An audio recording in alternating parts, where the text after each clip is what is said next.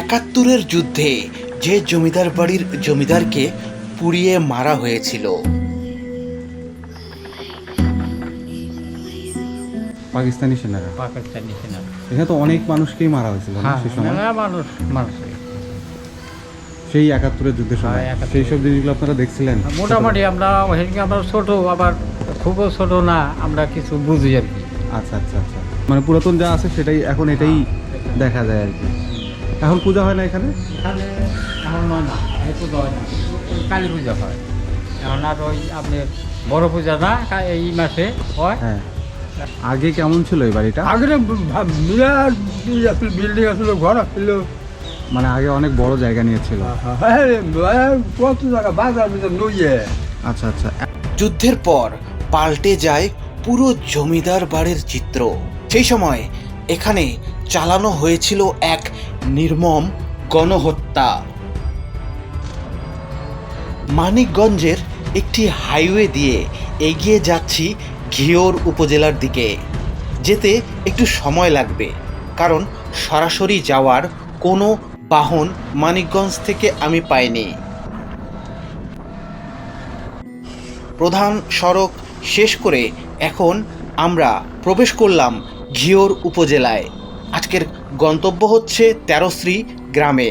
সেখানে অবস্থিত একাত্তরের যুদ্ধের স্মৃতির সাক্ষী তেরোশ্রী জমিদার বাড়ি। যাওয়ার পথে চোখে পড়ছে ছোট বড় অনেক মন্দির, এছাড়া সবুজে ঢাকা চোখ জুড়ানো প্রান্তর।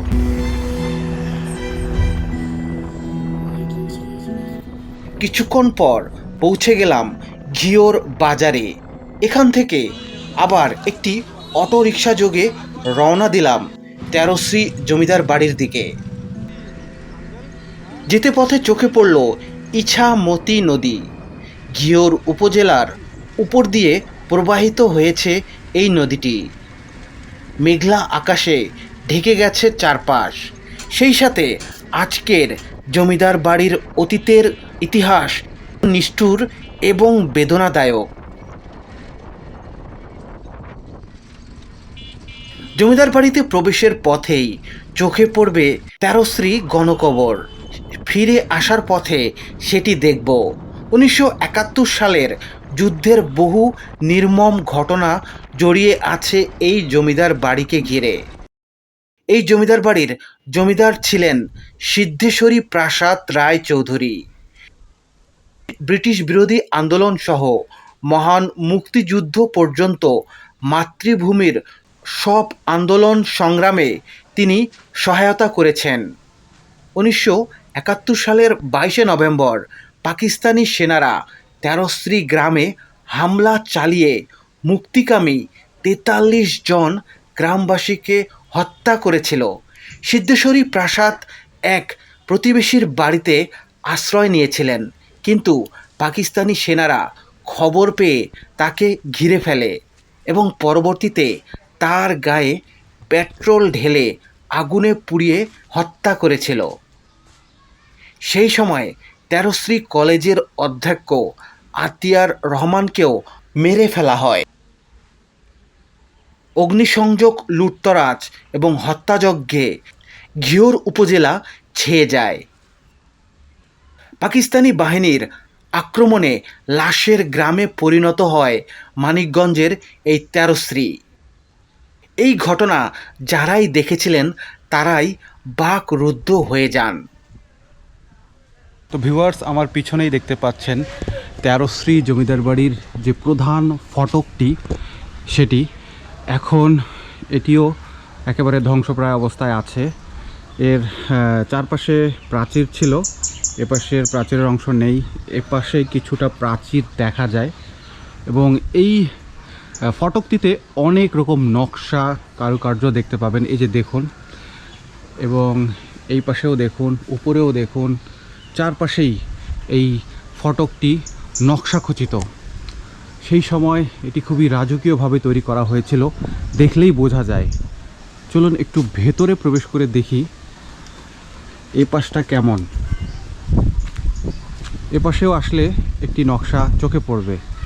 এটি হচ্ছে ভেতরের অংশ, এবং এখানে এই প্রাচীরটি বহুদূর পর্যন্ত ছিল।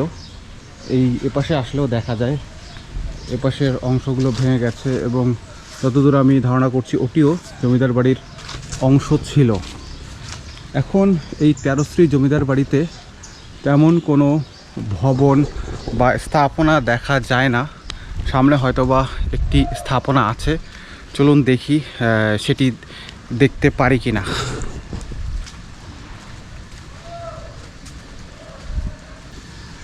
বর্তমানে তেরোশ্রী জমিদার বাড়িতে জমিদার বংশের একজন বংশধর বসবাস করছেন।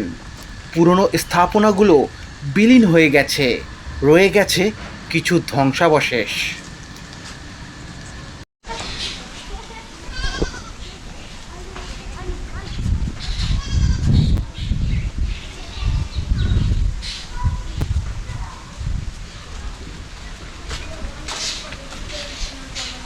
এটা এটা এটা কি তেরোশ্রী জমিদার বাড়ি? হ্যাঁ জমিদার বেড়তে আগে কেমন ছিল এই বাড়িটা? আগে বিরাট আসলে বিল্ডিং আসলে ঘর আসছিল। মানে আগে অনেক বড় জায়গা নিয়েছিল। হ্যাঁ কত জায়গা বাজার ভিতর নইয়ে। আচ্ছা আচ্ছা, এখন এই জমিদার বাড়ি কেউ থাকে না এখানে? ওই একটা ছেলে আছে ছেলে বাচ্চা। ও ওখানে উনি থাকেন এখানে? অল্প কিছু জায়গা এখন আছে, অল্প কিছু জায়গা। ও এখন অল্প জায়গা নেই। অল্প জায়গা আছে। আগে ওই ৭১-এর যুদ্ধের সময় এখানে একটা ঘটনা ঘটছিল না? হ্যাঁ হ্যাঁ হ্যাঁ হ্যাঁ আপনি তখন এখানে ছিলেন? হ্যাঁ হ্যাঁ আমরা আসলে ছোটো। দেখছিলেন ঘটনাটা? হ্যাঁ ছোটো আমরা। কি হয়েছিল তখন? ওই বিহারিরা একটু আসতো, মারামারি করতো। পাকিস্তানি বাহিনীরা আসছিল।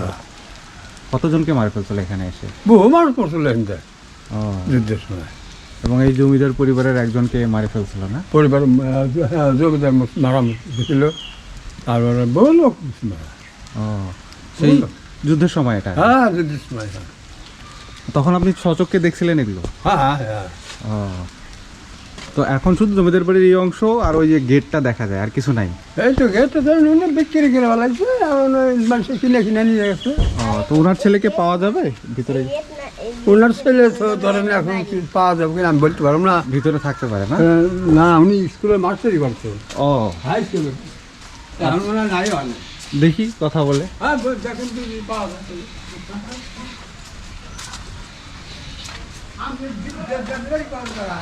হ্যাঁ, আগে কতগুলো ভবন ছিল ওই জমিদার মেলা বাড়িতে?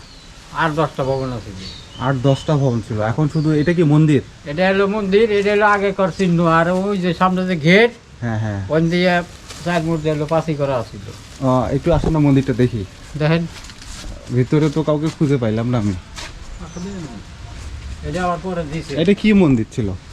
এটা হলো ওই যে দুর্গা পূজা করতো সেই মন্দির। ও, এখানে দুর্গাপূজা হতো? আচ্ছা আচ্ছা। তো ভিউয়ার্স, এই মন্দিরটি এখন রয়ে গেছে পুরাতন স্থাপনার মধ্যে, মানে পুরাতন যা আছে সেটাই এখন এটাই দেখা যায় আর কি। এখন পূজা হয় না এখানে? এখানে এখন নয় না, এই পূজা হয় না, কিন্তু ওই কালী পূজা হয় এখন। আর ওই আপনার বড় পূজা না এই মাসে হয়, হ্যাঁ। আশ্বিন মাসে না ওটা, হ্যাঁ সেটা আর হয় না। ও, আগে বিশাল। তো এখনও এই মন্দিরটির কারুকার্যগুলো অক্ষত আছে, এই যে দেখুন। এবং ভেতরে একটি মণ্ডপ আছে। তো এখানে তো কোনো মূর্তি নাই, পূজা করার পর এখান থেকে সরাই ফেলে আর কি। আচ্ছা আচ্ছা, বুঝতে পারছি। তো এই মন্দিরটার উপরে তখন ছাদ ছিল? হ্যাঁ সাদা ছিল। আপনি যখন দেখছিলেন? আমরা যখন দেখছি তখন সাদা ছিল, আরো সুন্দর আছিল, আচ্ছা। ই আছিল। পরে এটা লেখাই ভাঙ্গে হ্যাঁ। পড়ে গেছে, পরে এরা এটা তারপরে আর মেরামত করে নাই, যেভাবে মেরামত করে নাই। আছে সেভাবে রেখে দিয়েছে। যেভাবে আছে সেভাবেই ই করছে। আর কোন জায়গায় কি ছিল? কাচারি ঘর কোথায় ছিল? কাচারি প্রধান ঘরটা প্রধান ওই- বাসা কই ছিল? ওই সাইডে আছিল, ওমুরে সেটা ভাঙ্গা চুরিয়া ফেলাইছে। মানে এই জমিদার বাড়ির। আর এই হ্যাঁ। জায়গাটাতে কি ছিল এখানে এখন যে নতুন বাসা? এখন এই যে এখানে এখানে একটা আছিল, হ্যাঁ এটা এই আপনার এখানেও একটা বিল্ডিং আছিল, কি কইলে ভেঙে ভেঙে ফেলাইয়া সেটা আবার এটা গড়াইছে। ও, পরে পুরাতন বাসা ছিল, এটা নতুন বাসা করছে। আচ্ছা, ওই সময় একটা ঘটনা ঘটছিল না ৭১-এর যুদ্ধের সময়? আপনার মনে আছে? কিছু জানেন? মনে আছে কিছু, ও, মনে আছে। কি দেখছেন সেই সময়? এই- পাকিস্তানি সেনারা পাকিস্তানি সেনারা, এখানে তো অনেক মানুষকেই মারা হয়েছিল না হ্যাঁ সেই সময়? মেলা মানুষ মারছে। সেই ৭১-এর যুদ্ধের সময়? হ্যাঁ, ৭১ সেই সব জিনিসগুলো আপনারা দেখছিলেন? মোটামুটি আমরা ওখানে আমরা ছোট, আবার খুবও ছোট না, আমরা কিছু বুঝি আর কি। আচ্ছা আচ্ছা আচ্ছা। মানে সেই সময় এমন অবস্থা হয়েছিল যে সবাই হ্যাঁ। জীবন নিয়ে টানা ছোটাছুটি মানে করতেছিল। ছোটাছুটি পালানের কোনো তাহলে এই জমিদার পরিবারের লোকজনেরা তখন তারপরে এই ঘটনার পর সবাই চলে যায় এখান এই থেকে। জমিদারের হ্যাঁ একটা ছেলে আছে আর একটা বোন ছিল, সে মারা গেছে। ও, এখন শুধুমাত্র একটা ছেলে আছে? একটা ছেলে আছে আর একটা আছে, সেটা ভারতে থাকে। ও, মানে আরো আত্মীয়স্বজনরা হ্যাঁ, ভারতে থাকে, এখন শুধু একটা ছেলে এখানে বাংলাদেশে এই থাকে। বাংলাদেশে থাকে। আচ্ছা আচ্ছা, বুঝতে পারছি। তাহলে এখন জমিদার বাড়ির এই অংশটাই আছে, আর কোনো কিছুই নাই? আর কিছু নেই। আচ্ছা, তো সেই ঘটনা সম্পর্কে আপনার আর কোনো কিছু মনে আছে? আছে, মেলা কিছুই মনে আছে। মানে আপনি তখন কি দেখছিলেন? আমি তখন ওই যুদ্ধের সময়, হুম। যুদ্ধের সময় আমিও মোটামুটি সেদিনকে বুঝি, মানে ওই দৌড়াদৌড়ি ছোটাছুটি আমরাও করছি। হ্যাঁ। আর কিছু মনে আছে, হ্যাঁ। আবার কিছু মনে নাই, হয়তো আচ্ছা। অনেক দিন হয়ে গেছে। আচ্ছা, এর আচ্ছা। লিগা মানে অনেক কিছু মনে নাই ছোটবেলায় যেহেতু দেখছেন। ছোটবেলা দেখছি।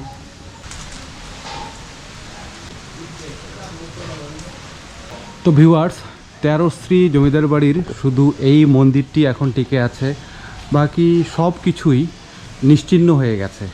এখন এই মন্দিরটির অনেক কারুকার্য আপনারা দেখতে পাবেন, এই যে দেখুন এখানে, এবং সেই সময়কার এই পিলারটিতে রং করা হয়েছিল, সেই রঙগুলো এখনও বোঝা যায়, এই যে এখানে আসলে দেখা যায় সেই রঙগুলো। তো এখানে এখনও পূজা হয়ে আসছে এবং এই মন্দিরের ভিতরে অনেকগুলো কুলঙ্গি দেখা যায়, এই যে দেখুন। তবে উপরে সেই সময় ছাদ ছিল, এখন তো উপরের ছাদটি ভেঙে গেছে। তো সব মিলিয়ে এখন 13 শ্রী জমিদার বাড়ির এই শেষ স্মৃতিটি টিকে আছে। তবে এটিকে এখনও ঠিকভাবে রক্ষণাবেক্ষণ করলে আগের অবস্থায় ফিরিয়ে আনা সম্ভব। পাকিস্তানি সেনাদের সেই নিষ্ঠুর হত্যাযজ্ঞের পর স্থানীয় হিন্দু মুসলমান মিলে লাশগুলোকে গণকবর দিয়েছিলেন। পরবর্তীতে 13 শ্রী এলাকায় সড়কের পাশে নির্মাণ করা হয় শহীদ স্মৃতিস্তম্ভ। সেখানে 36 জন শহীদের নাম উল্লেখ করা হয়, কিন্তু নাম পরিচয় না জানার কারণে 7 জনের নাম উল্লেখ করা হয়নি।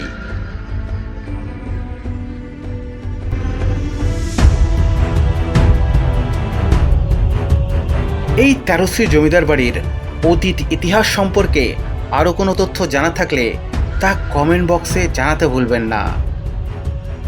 ভিডিওটি ভালো লাগলে লাইক ও শেয়ার করতে পারেন। চ্যানেলে নতুন হলে সাবস্ক্রাইব করে রাখুন।